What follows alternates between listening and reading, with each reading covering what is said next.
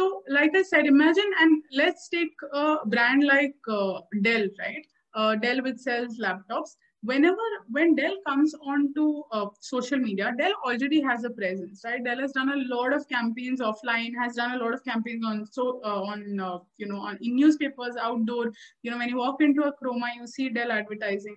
The thing is, you have a huge presence of these brands on offline anyway, right? So when a brand like that comes in the online space, the first thing they do is say, and you have to always choose one of two objectives, right? So you will always have a business objective and you will have a media objective. Your business objective may be to get more walk-ins into, your Samsung store. Your objective may be to get more purchases. Your media objective, however, will be saying, I want maximum clicks or I want maximum video views, right? Whenever you have a business objective and a media objective, the media objective also has a primary media objective and a secondary media objective. Now, in the primary and secondary, you start off by choosing one of these things.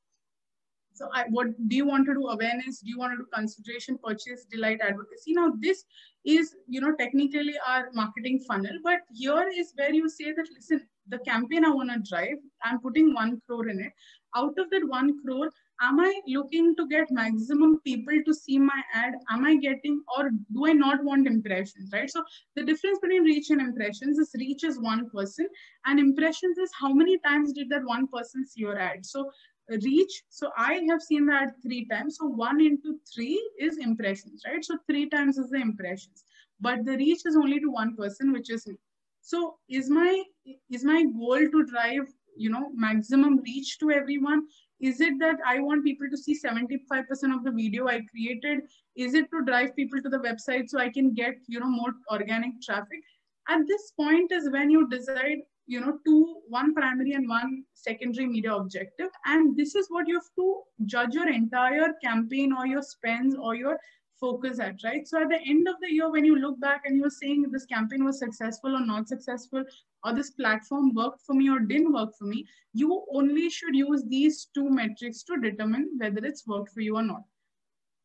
Now, purchase. In purchase, what happens is there are 2 things, right? One is you have new purchases, people who have, not come to you or bought from you before.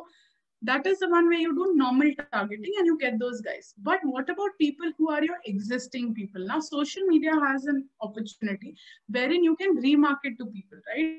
You remarket to people who already are your customers, or you can market to people who are similar to your customers. So what you do is you take out your list of email addresses and or mobile numbers, you upload it on the platform. So upload it on a Twitter, upload it on a LinkedIn or a Facebook, right? And say that I want to show an ad to all of these people. So if someone has come and bought a, let's say a home loan from you, you can go and tell the person that, listen, I upload the database of those people. So this person's there in that, and say that a new top-up offer available to you at 6% interest rate, right? So whoever's your existing customer, you can ask them for an upsell or use an upsell campaign on these guys using this medium. The other way that this works is there's also an option of lookalike, which is people who are similar to my people, right?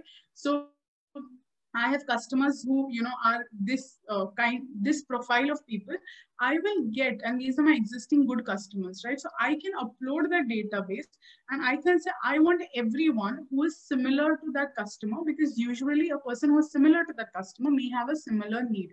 This also works in a different way, wherein I can upload a database of my bad customers. Now, this usually happens in terms of loans. So imagine in HDFC, if there are people defaulting on loans, right?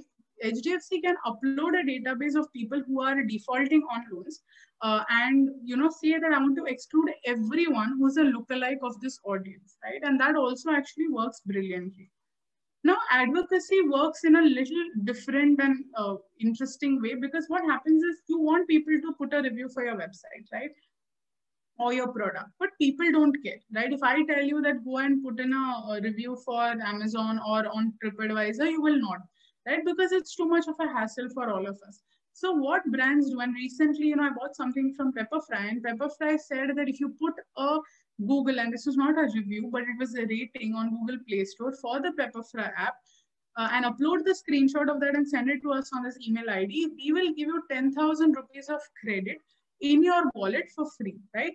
I actually, I had nothing else to buy, but I actually went and I did it just to see how it works. Within 72 hours, they actually gave me 10,000 rupees worth of credits back in my Pepperfry wallet, right? So a lot of companies, they understand how important it is, because when you go to Google Play Store especially, you will see, and basis the number of stars, right, you decide whether to download it or not. So advocacy is such an important thing, that one person saying that this product is pathetic, and most of the people will not buy, right? So if you're trying to buy, for example, a toaster on Amazon, and if you have out of 20 reviews, if you have one person who said that the toaster stopped working on day one, you will not buy the product, right? So advocacy has such a huge impact. So social media is one place where you can, and all of this, right? Pepperfry actually called me and told me this. But if they had to do it any other way, then they would have used social media to drive, because that's the easier way, right? Imagine calling so many people up and saying, so you can use social media as something to drive positive reviews.